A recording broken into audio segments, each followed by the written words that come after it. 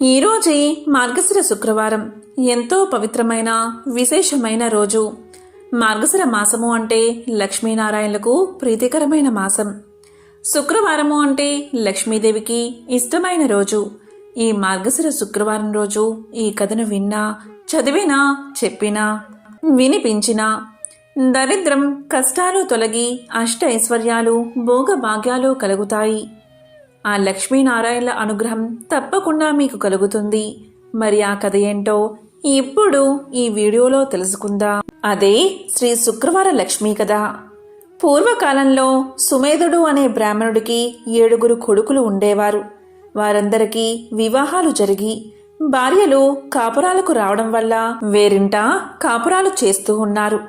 ఒకరోజు పొద్దుట శుక్రవారపు మహాలక్ష్మి లోక సంచారం చేస్తూ ఆ బ్రాహ్మణుడి కోడళ్ల ఇంటికి వెళ్ళింది. ఒక కోడలు పొద్దుటే పిల్లలకు భోజనం పెట్టి తాను కూడా తింటూ ఉంది. ఇది చూసి శ్రీ శుక్రవారపు మహాలక్ష్మి ఎంతో బాధపడింది. ఇంకొక కోడలు పాచి వాకిటిలో పేడ వేసుకుంటూ ఉంది.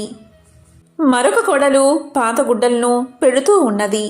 మరొక కోడలు పాచి వాకిటిలో వడ్లు దంపుతూ ఉన్నది.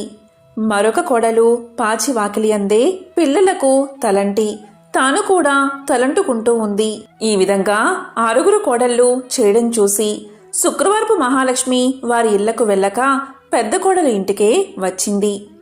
పెద్ద కోడలు ఆ సమయంలో ఇల్లు అలుక్కుని వాకిట కల్లాపు చల్లి స్నానం చేసి పసుపు రాసుకుని బొట్టు పెట్టుకుని కట్టుకున్న బట్ట భర్తకు ఇచ్చి తాను తలుపు వెనుక కూర్చుని ఉన్నది. అక్కడగల శుభ్రతకు మెచ్చుకున్న శుక్రవారపు మహాలక్ష్మి అరుగు మీద కూర్చుని ఇలా పలికింది. అమ్మాయి, బయటకి ఒకసారి రావమ్మా అని పలికింది. దానికి పెద్ద కోడలు లోపల నుంచి ఇలా సమాధానం చెప్పింది. అమ్మా, నేను రావడానికి వీలులేదు. మేము చాలా పేదవారం. మాకు ఒకటే బట్ట ఉండడం వల్ల దానిని నా భర్తకు ఇచ్చి యాయావారానికి పంపాను. నా భర్త వచ్చే వరకు నేను ఇక్కడే కూర్చుంటాను అని సమాధానం చెప్పింది. అప్పుడు శుక్రవారపు మహాలక్ష్మి తన బట్టలో సగం ఆమెకు కట్టబెట్టి తనకు ఒక సోలెడు బియ్యం వార్చి పెట్టమని కోరింది. అందుకు పెద్ద కోడలు ఎంతో బాధపడి, అమ్మా, నా భర్త వచ్చే వరకు ఇంట బియ్యం ఉండవని సమాధానం చెప్పింది. అప్పుడు శుక్రవారపు మహాలక్ష్మి ఇలా పలికింది. అమ్మా, నీవు శుక్రవారపు మహాలక్ష్మి మా ఇంటికి వచ్చింది. ఆమెకు ఈ సరుకులు కావాలని వర్తకులకు చెప్పి కావలసినవి తెచ్చుకోమని చెప్పి ఆ బ్రాహ్మణ స్త్రీని పంపించింది. దాంతో పెద్ద కోడలు శుక్రవారపు మహాలక్ష్మి చెప్పిన ప్రకారం కోమటి ఇంటికి వెళ్ళి తన ఇంటికి శుక్రవారపు మహాలక్ష్మి వచ్చిందని తెలిపి పప్పు, బియ్యం, మిగతా వంటకు కావలసిన పదార్థాలన్నీ ఇమ్మని కోరగా అతడు వాటన్నిటినీ ఇచ్చాడు. తరువాత పెద్ద కోడలు శుక్రవారపు మహాలక్ష్మి చెప్పిందని తెలుగువాని దగ్గరకు వెళ్ళి మా ఇంటికి శుక్రవారపు మహాలక్ష్మి వచ్చింది. ఆమెకు ఈ పదార్థాలు కావాలని తెలుగులవాణ్ణి కోరగా తెలుగులవాడు తెలగపిండిని, నూనెను ఇచ్చాడు. ఆ తరువాత పెద్ద కోడలు కంచెల దగ్గరకు వెళ్ళి కంచెల దగ్గర శుక్రవారపు మహాలక్ష్మి మా ఇంటికి వచ్చింది. ఆమెకు ఈ పదార్థాలు కావాలని కోరగా కంచరి ఇంటి దగ్గర పాత్ర సామాగ్రిని ఇచ్చాడు. తరువాత పెద్ద గోడలు సాలివాని దగ్గరకు వెళ్ళి మా ఇంటికి శుక్రవారపు మహాలక్ష్మి వచ్చింది. ఆమెకు ఈ పదార్థాలు కావాలని కోరగా సాలివాడు మంచి మంచి బట్టలను పెద్ద కోడలకు అందజేశాడు. దాంతో పెద్ద కోడలు ఇంటికి వెళ్ళి 4 పిండి వంటలతో అవకాయ పచ్చలతో శుక్రవారపు మహాలక్ష్మికి వడ్డించింది. అంతలో ఆమె భర్త ఎడమూట పెడమూటలతో సంతోషంగా ఇంటికి వచ్చాడు. ఆ రోజు అతనికి సంతృప్తికరంగా యాయావారం దొరికింది. అతనికి పెద్ద కోడలు భోజనం వడ్డించగా దాన్ని భోంచేసి ఇవి ఎక్కడి నుంచి వచ్చాయి అని అడిగాడు. ఆమె తమ గృహానికి శుక్రవారపు మహాలక్ష్మి వచ్చిందని తెలియజేసింది. అంతలో శుక్రవారపు మహాలక్ష్మి తానింక వెళ్తాను అని చెప్పగా పెద్ద కోడలు అమ్మా, ఈరోజు రాత్రి భోజనం చేసి వెళ్దూగాని అని కోరింది. దానికి శుక్రవారపు మహాలక్ష్మి అంగీకరించి రాత్రి భోజనమైన తర్వాత నేను వెళ్తాను అని చెప్పగా అప్పుడా బ్రాహ్మణ స్త్రీ, అమ్మా, ఇంత చీకట్లో ఎక్కడికి వెళ్తావు? రేపటి ఉదయమే వెళ్దువుగానిలే అని పలకగాని దానికి శుక్రవారపు మహాలక్ష్మి సమ్మతించి నిద్రపోయి కొంత రాత్రికి లేచి తనకు కడుపు నొప్పుగా ఉన్నదని తెలియచేసింది. బయటికి వెళ్లి వస్తానని చెప్పగా అందుక బ్రాహ్మణ స్త్రీ చీకటిలో వీధిలోకి వెళ్ళవద్దు అని ఓ మూలన కూర్చోమని చెప్పింది. మహాలక్ష్మి అదేవిధంగా 4 మూలలోనూ కూర్చుని తెల్లవారే వేళకు మాయమైపోయింది. ఆ బ్రాహ్మణ స్త్రీ నిద్ర మేల్కోగాని ఇల్లు బాగు చేయడానికి చీపుర్ని చేతబట్టి గది యొక్క 4 మూలలా చూసింది. 4 మూలల్లోనూ 4 బంగారు కుప్పలు ఉండడం చూసి ఆమె ఎంతో ఆనందం చెంది భర్తకు ఆ విషయాన్ని తెలియచేసింది. అప్పుడు భర్త తమ ఇంటికి వచ్చిందని సాక్షాత్తు మహాలక్ష్మీదేవే అని భావించి తమపై ఆమె చూపిన దయను తలుచుకుని ఎంతో సంతోషంతో భార్యతో కలిసి శుక్రవార నోమును నోయించుకుని భాగ్యాలను బడసి భక్తి విడువక సంతోషంగా కాలాన్ని గడిపాడు. ఇదే శ్రీ శుక్రవారపు లక్ష్మీ కథ. ఎవరైతే ఈ కథను భక్తి శ్రద్ధలతో వింటారో లేక చదువుతారో వారికి దరిద్ర బాధలు తొలగి సకల ఐశ్వర్యాలు కలుగుతాయి. ధనం మూలం ఇదం జగత్ అనేది అందరికీ తెలిసిన విషయమే. జీవ సమస్తానికి ధనమే మూలం. ధనం లేకపోతే ఆహారం లభించదు. కాబట్టి అలాంటి ధనానికై ఎల్లరూ శ్రీ ధనలక్ష్మీదేవిని ఆరాధించాలి. ఆమె దయకలవాడే కలవాడు. ఆమె దయలేనివాడు లేనివారిలోని లెక్క. ధనం చాలా విలువైనది. ఇది అందరికీ తెలిసిన విషయమే. కాబట్టి ధన ప్రాప్తికై శ్రీ మహాలక్ష్మీదేవిని ఆరాధించాలి. ధనాది దేవత అయిన ఆ శ్రీ ధనలక్ష్మీదేవిని ఆరాధించి ఆమె అనుగ్రహాన్ని పొందాలి. ఆ అమ్మ దయకు పాత్రులై ధనవంతులైన అసంఖ్యాక భక్తులలో ఒకరిద్దరి విషయాలు ఇప్పుడు తెలుసుకుందాం. అదే సమాధి కథ. పూర్వం సమాధి అనే ఒక వైశ్యుడు ఉండేవాడు. అతడు విపరీతంగా ధనాన్ని సంపాదించాడు. దానితో అతనికి ధన గర్వం వచ్చింది. కొత్తలో అంతా లక్ష్మీ కటాక్షమే అనేవాడు అతను. రాను రాను దేవుడా లేక దెయ్యమా, నా తెలివితేటలతోనూ బోలెడు పెట్టుబడితోనూ వ్యాపారం చేశాను, అందుకే సంపాదించాను, అంతా నా గొప్పతనమే అండం మొదలుపెట్టాడు. హితవు చెప్పేవారిని కసిరేవాడు. తనకు వంత పాడేవారిని చేరదీసేవాడు. అలా అతని చెంత చేరిన భజనపరులందరూ కూడా అతని వద్ద ధనం తీసుకుంటూ ఉండేవారు. అందుకుగాను వారా సమాధితో కలిసి దైవ దూషణలు కూడా చేస్తూ ఉండేవారు. తద్వారా వారి వద్ద డబ్బు నిలిచేది కాదు. సమాధి వారికి ఎంత ఇచ్చినా అదంతా ఏదోలాగా ఖర్చయిపోతూ ఉండేది. పనికిమాలిన వారికి అనవసరపు ఖర్చులకు డబ్బు ఇచ్చి అవసరానికి డబ్బు లేక డాబోసరికి తన పలుకుబడిపై అప్పులు చేసి అవి తీర్చలేక సమాధి దరిద్రుడైపోయాడు. అతడు పెద్దలను ఆశ్రయించాడు. అప్పుడు పెద్దలు ఇలా పలికారు, దైవమున ఏమున్నది, అంతా నీ గొప్పే అన్నావు కదా, నీ గొప్ప నీవే చూసుకో, ఇక్కడ్నుంచి వెళ్ళిపో అని తరిమేశారు. మరికొద్ది కాలానికి కొడుకులు తిరగబడ్డారు. అప్పుల వారు అల్లరి చేయడం మొదలుపెట్టారు. గొప్ప దరిద్రం కలిగినది. చివరికి భార్య కూడా ఎదురు తిరిగినది. నీ వంటి దరిద్రుడితో నేనుండలేను అని చెప్పి పుట్టింటికి వెళ్ళిపోయింది. రుణదాతలకు కుటుంబ ఘాతకులకు వెరచి ఒకానొక రాత్రివేళ సమాధి అడవుల పట్టిపోయాడు. ఈ సమాధి గురించి బాగా తెలిసిన ఒక మిత్రుడు అతనికి సహాయం చెయ్యాలి అనుకున్నాడు. కానీ తక్కిన వ్యాపారులు అడ్డుపడుతూ ఉండడం వల్ల ఒకరోజు ఆ మిత్రుడు ఒక చేతికర్ర దొలిపించి అందులో ఖరీదైన వజ్రాలు వేసి సమాధికి ఇచ్చాడు. అప్పుడు ఆ మిత్రుడు సమాధితో ఇలా పలికాడు, సమాధి, నీవు దరిద్రంచే బాధపడుతూ ముసలివాడివలే అయిపోయావు. నేను ప్రత్యక్షంగా ధనమిస్తే ఇతర వ్యాపారులతో నాకు గొడవ వస్తుంది. కాబట్టి నీ చేతికి ఊతంగా ఈ కర్రను తీసుకో అని చెప్పాడు. దానికి సమాధి ఎంతో బాధతో ఆ చేతికర్ర తీసుకుని ఆ చేతికర్రతో సంతకు వెళ్లి ఆ చేతికర్రను సంతలో ఎవరో పొరుగువాడికి చవకగా అమ్మేసి దానితో వంట సరుకులు కొనుగోలు చేశాడు. సమాధి చేసింది విని మిత్రుడు ఎంతో బాధపడ్డాడు. సమాధి యొక్క దరిద్రావస్థను ఎలాగైనా తప్పించాలని ఆ మిత్రుడు మరొకసారి సమాధిని పిలిచి ఇలా పలికాడు. సమాధి, ఈ గుమ్మడికాయ తీసుకో అని ఒక గుమ్మడికాయ ఇచ్చాడు. దాని నిండుగా బంగారు కాసులు పోసి ఇచ్చాడు. ఇంటికి వెళ్ళి దాన్ని పగలగొడితే ధనం కనిపిస్తుంది కదా అని ఆ మిత్రుడి ఆలోచన. కానీ సమాధి ఆ గుమ్మడికాయను వేరొక కూరగాయల వ్యాపారికి అమ్మేసి ఆ చిల్లరతోని ఇంటికి వెళ్ళిపోయాడు. మిత్రుడు సహకరించిన ఆ సహాయం పొందక దరిద్రబాధలు భరించలేక సమాధి ఒకరోజు అడవులకు పోవడానికి నిశ్చయించుకున్నాడు. ఇది తెలిసిన అతని మిత్రుడు మార్గమధ్యలో మోహరేలు గుట్ట పోయించాడు. కాని సమాధి ఆ దారికి రాగానే ధనలక్ష్మి కళ్ళలో పడినది.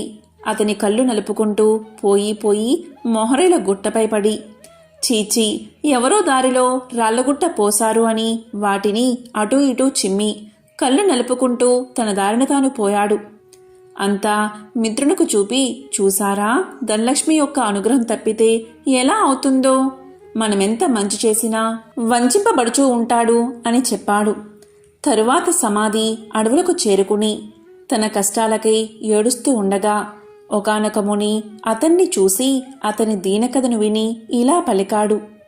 సమాధి, కేవలం ధనలక్ష్మిని తూలనాడి ఆమె పూజకు ఆటంకం కలిగించడం వల్లే నీకీ కష్టం కలిగినది. ఇంతకు మించి మరొకటి లేదు. నా మాట విని ధనలక్ష్మీదేవిని పూజించు. ధనం నీకు సమకూరుతుంది. ఆమె బీజముని జపించు అని పలికి మంత్ర బీజాన్ని చెప్పి జప విధానం చెప్పి మహర్షి వెళ్ళిపోయాడు. సమాధికి మరొక మార్గమేది కనబడకపోవడం వల్ల గతిలేని వాడై ఆ మంత్రాన్ని జపించసాగాడు. అలా చేయగా ఒకనాడు అతని భార్య ఆ అడవిలోనే తారసపడినది. పెళ్లి చేశాక భర్త సజీవుడై ఉండగా ఆడది పుట్టింట ఉండరాదు. కష్టమో సుఖమో భర్తతోటే లోకం పొమ్మని ఆమె పుట్టింటివారు తరిమేశారని చెప్పింది. ఆమె తనతో తెచ్చిన స్వల్ప ధనాన్ని సమాధికి ఇచ్చి క్షమించమని కోరింది. అతి త్వరలో దీపావళి రాబోవుచుండడచే సమాధి ఆదనంతో నగరానికి వెళ్లి తగు సామాగ్రలు కొని అదేవిధంగా పురోహితుడికి క్షమాపణ చెప్పుకుని తనతో పాటు అడవులకు తీసుకువచ్చాడు. దీపావళి రాత్రి యథావిధిగా యథాశక్తిగా ధనలక్ష్మీ పూజను చేసుకున్నాడు సమాధి. దానితో సంతృప్తిగా శాంతించిన ధనలక్ష్మి సమాధిని అనుగ్రహించింది. దాంతో పురోహితుడు ఊరిలోనికి పోయి సమాధి ఉనికిని అతనిలోని మార్పును అందరికీ తెలియచేశాడు. సమాధి మిత్రుడు అలాగే విప్రుడు కూడా దీన్ని సమర్థించారు. అవును, అమ్మవారిని కించపరచడం వల్లే అతనికి ఇటువంటి గతి పట్టింది కాని సమాధి చెడ్డవాడు కాడు అని మరీ చెప్పగా ఇతర వ్యాపారులు కూడా ఆలోచించి సమాధిని తిరిగి ఊరిలోకి పిలిచారు.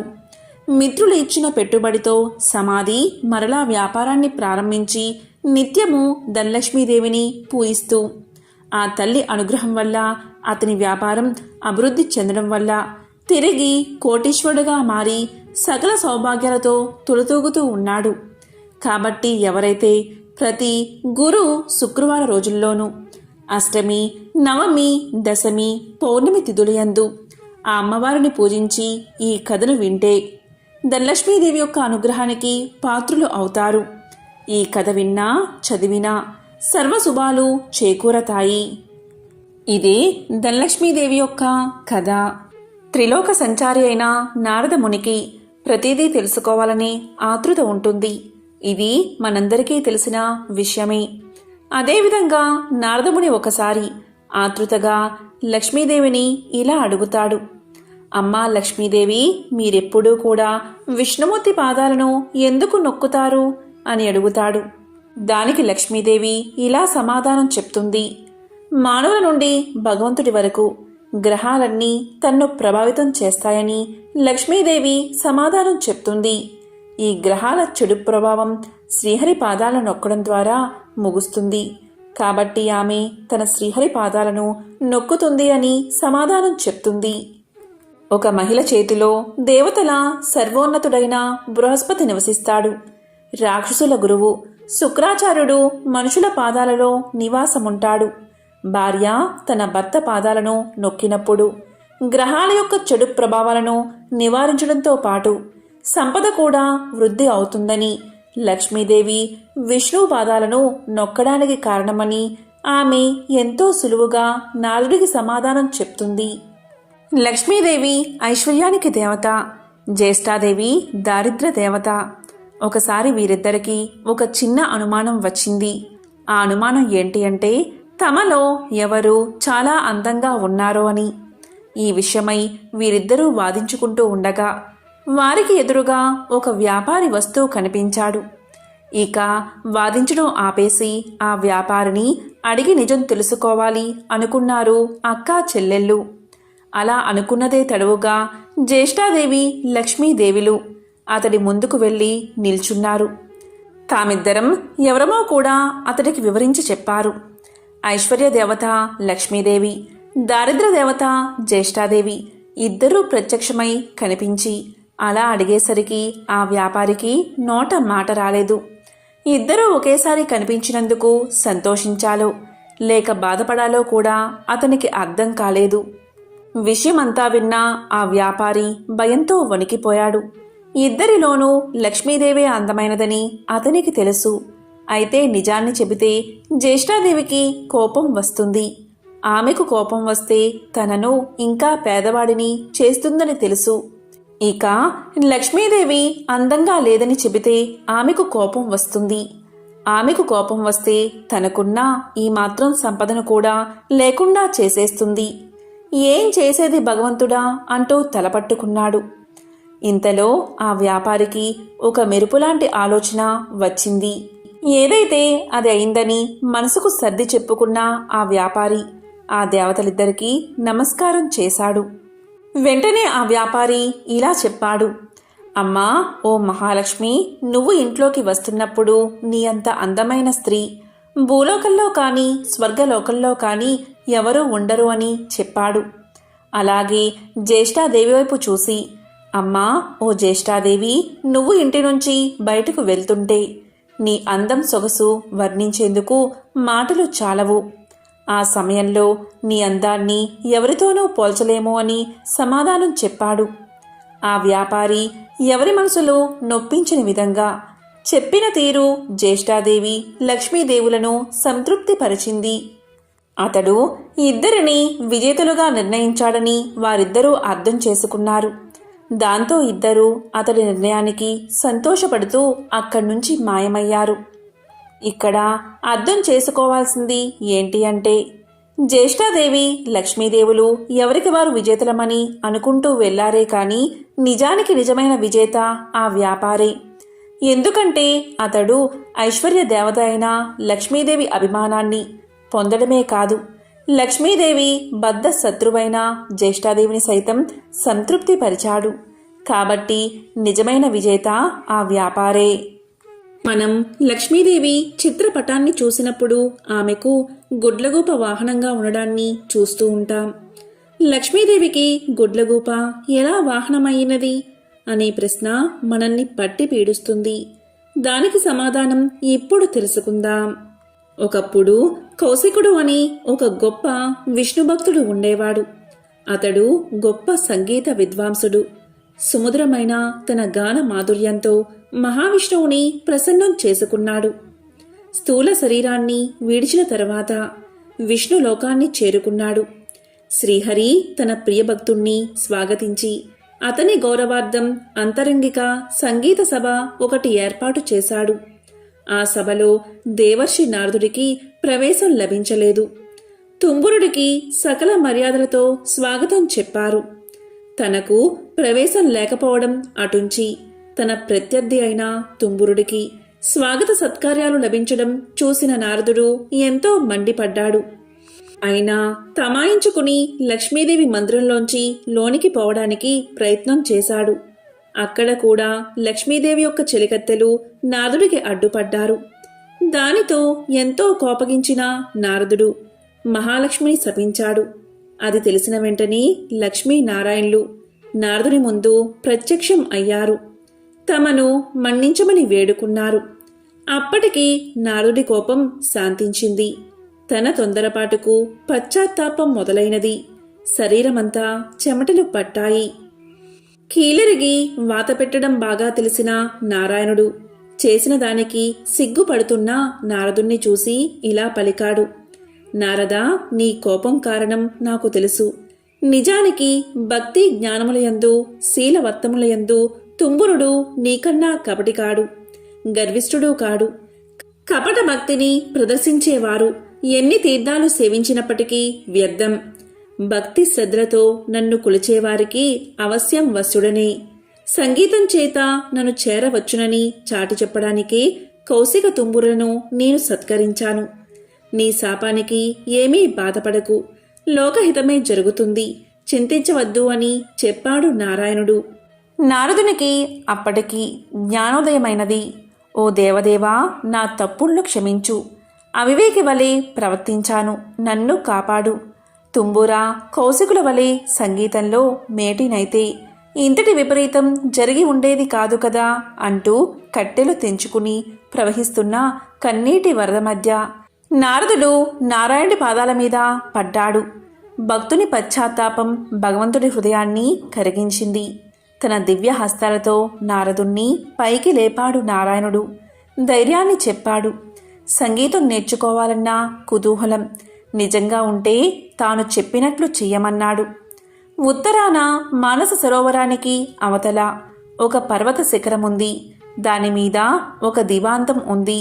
ఆ ఉలూకాపతికి శుశ్రూష చేసి సంగీతంలో మేటివి కమ్మని దీవించాడు నారాయణుడు. దీంతో నారదుడు శ్రీమన్నారాయణుడికి కృతజ్ఞతలు ప్రకటిస్తూ చేతులు జోడించిన నారదుడు సెలవు పుచ్చుకున్నాడు. వెంటనే మనోవేగంతో మానస సరోవరం చేరుకున్నాడు. కమ్మని సంగీతం అస్పష్టంగా వినిపిస్తుంది. తెరలు తెరలుగా వస్తున్న ఆ గాన మాధుర్యాన్ని పట్టుకుని ఆవలగిరి శిఖరం చేరాడు నారదుడు. గంధర్వ, కిన్నెర, కింపురుష, అప్సరసాదులెందరో అక్కడ సంగీతాభ్యాసం చేస్తున్నారు. వారి మధ్య గురుపీఠం మీద దివ్యకాంతులతో ప్రకాశిస్తున్న గానబంధు నారదుణ్ణి చూడగానే వినయంతో ఆసనం దిగి ఎదురు వెళ్లాడు. ఆనందంగా ఆసనం చూపి కుశల ప్రశ్నలు వేశాడు. ఎందుకు వచ్చాడో కారణం చెప్పమని ప్రార్థించాడు. నారదుడు గానబంధు వినయానికి, సంగీత పాఠవానికి ఆశ్చర్యపోయాడు. తనకు తెలియని ఈ సంగీతవేత్త ఎవరని ఆలోచనలో పడ్డాడు. అతడు ఎవరైతేనేం, తనకు కావలసినది సంగీత విద్య. ఉలూకాపతికి నమస్కారం చేసి జపతపాదులకు సాధ్యం కాని శ్రీహరిని తుంబుర కౌశికులు గాన మాధుర్యంతో వశం చేసుకున్నారని, తనకు అలాంటి దివ్యగాన విద్యను ప్రసాదించమని వేడుకున్నాడు. గానబంధు అంటే ఉలూకాపతి. నారదుడి ఆంతర్యం గ్రహించి ముందు తానెవరో వివరించసాగాడు. ఓ నారద మహర్షి, నేను చెప్పేది శ్రద్ధగా వినండి. పూర్వం భువనేశుడు అనే రాజు ఉండేవాడు. అతడు చాలా జాలిగుండె కలవాడు, ధర్మవర్తనుడు. సంప్రదాయానుసారం ధర్మకార్యాలన్నీ క్రమం తప్పకుండా నిర్వహించేవాడు. అటువంటి ఉత్తమ పాలకుడు సంగీతాన్ని మాత్రం నిషేధించాడు. ఎవరైనా గానాలాపన చేస్తే మరణశిక్ష విధించమని మంత్రులకు తెలియచేశాడు. భగవంతుణ్ణి కూడా భక్తి గీతాలతో స్తుతించకూడదని చాటింపు వేయించాడు. ఒకరోజు హరిమిత్రుడు అనే భక్తుడు రాజు ఆజ్ఞను మర్చిపోయి భగవంతుణ్ణి కీర్తిస్తూ గానం చేశాడు. ఆ గాన మాధుర్యంలో మునిగిపోయిన ప్రజలు కూడా పాడకూడదు అన్న విషయాన్ని మర్చిపోయారు. వెంటనే రాజభటులు వచ్చారు. హరిమిత్రుణ్ణి రాజు ముందు నిలబెట్టారు. రాజు ఆలోచించాడు. పాడినవాడు బ్రాహ్మణుడు. బ్రహ్మహత్య మహాపాపం, మరణశిక్షతో సమానమైనది రాజ్య బహిష్కరణ. ఇలా ఆలోచించి హరిమిత్రుడి సంపదనంతా స్వాధీనం చేసుకుని రాజ్యం నుంచి వెళ్ళగొట్టాడు రాజు. కాలచక్రం తిరగడం మానదు కదా. కొంతకాలానికి రాజు మరణించాడు. పుట్టిన ప్రతి ప్రాణి గిట్టక తప్పదు. అలాగే గిట్టిన ప్రాణి కూడా పుట్టక తప్పదు. నరుడిగా మరణించిన రాజు గుడ్లగూపగా జన్మించాడు. దివాంత జన్మ కాబట్టి రాత్రులందే ఆహారం సంపాదించుకోవాలి. తిండి ఒక సమస్యగా తయారైనది. పురాకృత దోష ఫలితం కాబోలు. ఒకసారి 4 రోజులైనా ఆహారం దొరకలేదు. ఆకలి దుర్లభమైపోయినది. చివరికి మరణాన్ని ఆహ్వానించాడు. అతడు పూర్వజన్మలో చేసుకున్న సుకృతం వల్ల మరణదేవత యమధర్మరాజు వచ్చి ఎదురుగా నిలబడ్డాడు. ప్రాణం తీయకుండా ఎదురుగా నిలబడ్డ యముణ్ణి చూసి, ధర్మరాజా, ఎందుకు ఈ విధంగా నన్ను బాధపెడుతున్నావు? నేను గత జన్మలో రాజుగా ప్రజలపై ఎంతవరకు దయాదాక్షిణ్యాలు చూపించాలో అంతవరకు చూపించాను. నీవెందుకు నాపై దయచూపవు అన్నాడు భువనేశుడు. దివాంత స్థితికి యమధర్మరాజు ఎంతో జాలిపడ్డాడు. తాను చేసిన తప్పేమిటో తెలియకుండా ఎవరైనా శిక్ష అనుభవించడం ధర్మం కాదు కదా, తెలిసినప్పుడే కదా పశ్చాత్తాపం కలిగేది. అలా ఆలోచించి అసలు విషయం చెప్పాడు యమధర్మరాజు. దివాందమా, నీవు రాజుగా ఉన్నప్పుడు అనేక సత్కార్యాలు చేసిన మాట నిజమే. కాని పరమాత్ముణ్ణి వేద మంత్రాలతో మాత్రమే స్తుతించాలని శాసించడం నీ మూర్ఖత్వం. పరమ పావనమైన సంగీతంతో హరికీర్తన చేసిన హరిమిత్రుణ్ణి శిక్షించిన పాపం తక్కువైంది కాదు కదా.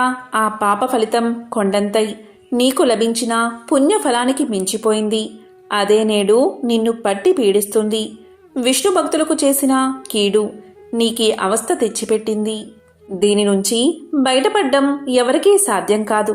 సమవర్తి చెప్పింది విన్నాక, అంటే యముడు చెప్పింది విన్నాక గాని దివాందానికి తాను చేసిన తప్పేమిటో అర్థం కాలేదు. ఏ మార్గంలో అయినా భగవంతుణ్ణి స్తుతించవచ్చు అనే జ్ఞానం కలిగింది. చేసిన తప్పుకు క్షమించి ఎలా అయినా బయటపడే మార్గం చూపించమని ధర్మదేవత పాదాల మీద పడ్డాడు. దీంతో యముడి హృదయం కూడా ద్రవించింది. ఉలూకరాజా, చేసిన తప్పుకు శిక్ష అనుభవించక తప్పదు. దేనికి మించిన శిక్ష అనుభవించినచో శిక్షాకాలం తగ్గుతుంది. అంగీకరిస్తే ఆ గుహలోనికి రా. అందులో నీ గత జన్మ దేహముంది. అందుండి రోజుకు కొంత మాంసాన్ని చీల్చుకుని భక్షించు. అది పూర్తయిన తర్వాత నీకు శుభం కలుగుతుంది అని దీవించి వెళ్ళిపోయాడు. ఓ మహర్షి, ఆ దురదృష్టవంతుణ్ణి నేనే. ఆ తరువాత నేనొక రోజున నా శవం వద్ద కూర్చుని ఉండగా దివ్య తేజస్వి అయిన ఒక బ్రాహ్మణుడు రథంలో పోతూ నా ముందున్న శవాన్ని చూసి రథాన్ని ఆపాడు. దగ్గరకొచ్చి చూసి, ఇది భువనేశుని కాయం వలె ఉన్నది. ఇది ఇక్కడెలా పడి ఉన్నది? దీన్ని ఈ పక్షి తినడమేమిటి అంటూ ఆశ్చర్యాన్ని ప్రకటించాడు. అప్పటికి నేను ఆ విప్రుణ్ణి గుర్తించాను. అతడు నా చేత బహిష్కరించబడిన హరిమిత్రుడు. వెంటనే అతని పాదాలపై పడి ప్రార్థించాను. తప్పుకు క్షమించమని అడిగాను. దుఃఖాశ్రువులు నేల రాలుతూ ఉండగా యమధర్మరాజు తెలియచేసిన విషయమంతా వివరించాను. హరిమిత్రుడు అది విని చలించిపోయాడు. తన అంతరంగ భావమునకు అనుగుణంగా ఇలా పలికాడు. నీ బాధలు చూస్తుంటే నాకెంతో విచారం కలిగింది. నీవు నా ఎడల చూపిన కాఠిన్యం నేను ఆ రోజునే మర్చిపోయాను. నీవు అనుభవించిన బాధ ఇక చాలు. ఈ క్షణం నుంచి నీకు బాధన్నది లేకుండా ఉండుగాక. గొప్ప సంగీత విద్వాంసుడివై లోకంలో ఉత్తమ సంగీత విద్యను బోధిస్తావు కాక అంటూ అతడు నా కృతజ్ఞతను స్వీకరించి వైకుంఠానికి వెళ్ళిపోయాడు. అతని దీవెనలు ఫలించి నేను ఇలా ఉన్నాను అంటూ గానబంధు తన కథంతా వివరించాడు. ఆ తరువాత నారదుడు గానబంధు విద్వాంసుని శిష్యుడయ్యాడు. తొలి రోజుని సంగీతం ఎలా నేర్చుకోవాలో అనే విషయం మీద పాఠం చెప్పాడు. సంగీతం ఒక దివ్య కళ అన్నాడు. తపంతో కాని తామసంతో కాని అది పట్టుబడదు అన్నాడు. కళ కోసం జీవితాన్ని అర్పించాలి అన్నాడు. కష్టపడి నిరంతరం సాధన చేస్తే ఎవరైనా అపురూపమైన ఈ కళలో ఆధిక్యం సాధించవచ్చు అన్నాడు. గౌరవభావం మొహంలో ఉట్టిపడుతూ ఉండగా వినయంగా తలవంచుకుని ఆలకించాడు నారదుడు. ఆ సాధన అలా 1000 ఏళ్లు గడిచాయి. కఠోరమైన దీక్షతో నారదుడు 3 లక్షల రాగాలలో మంచి ప్రావీణ్యం గడించాడు. సహపాఠులంతా పొగడేస్తుంటే సంగీతంలో ఇక తనకు తిరుగులేదనే గర్వంతో ఉబ్బిపోయాడు. అమిత ఆనందంతో గురువును చేరి కృతజ్ఞతలు చెల్లించాడు. గురుదక్షిణ చెల్లిస్తాను, ఏమి కావాలో సెలవివ్వమన్నాడు. ఎంతటి కోరికైనా సంశయించవద్దు అన్నాడు. శిష్యుడి పలుకులు విన్న ఆ గురువు ఎంతగానో సంతోషించాడు. ఓ మహర్షి, దేవశులైన మిమ్మల్ని నేనేమి కోరగలను? దివాందమునకు కావలసిన అవసరాలు ఏముంటాయి? శిష్యుడివి అయినందున ఏదో ఒకటి కోరుకోక తప్పదు. ఈ ధరాతలం నిలిచి ఉండే వరకు సంగీత కళతో పాటు నేను సైతం లోకంలో గుర్తుండేలా వరాన్ని ప్రసాదించు అని తన మనసులోని మాటను బయట పెట్టాడు. అప్పుడు నారదుడు విశాలంగా నవ్వాడు. ఓ గురువర్యా, ఇది మరీ చిన్న కోరిక. ఈ చిరు కోరిక మీకున్న సంగీత పాండిత్యం తీర్చగలదు. శిష్య ప్రశిష్య కోటి వలన భూతలమున సంగీత కళ నిలిచి ఉన్నంత వరకు మీ కీర్తికి అంతులేదు. మీరు చేసిన ఈ మహోపకారానికి గురు దక్షిణిగా లక్ష్మీనారాయణల కటాక్షం, వారి సేవా భాగ్యాన్ని, శాశ్వత సన్నిధానమును ప్రసాదిస్తున్నాను.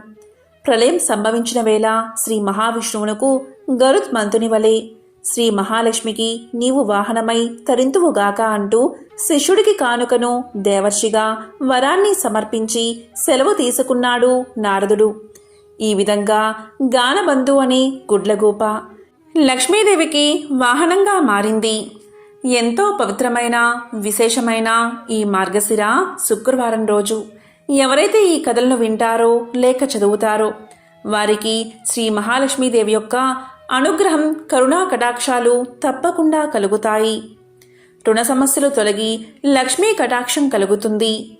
ఓం శ్రీ మహాలక్ష్మీయే నమః. ఓం నమో నారాయణాయ. ఓం శ్రీ మాత్రే నమః. ఓం నమః శివాయ.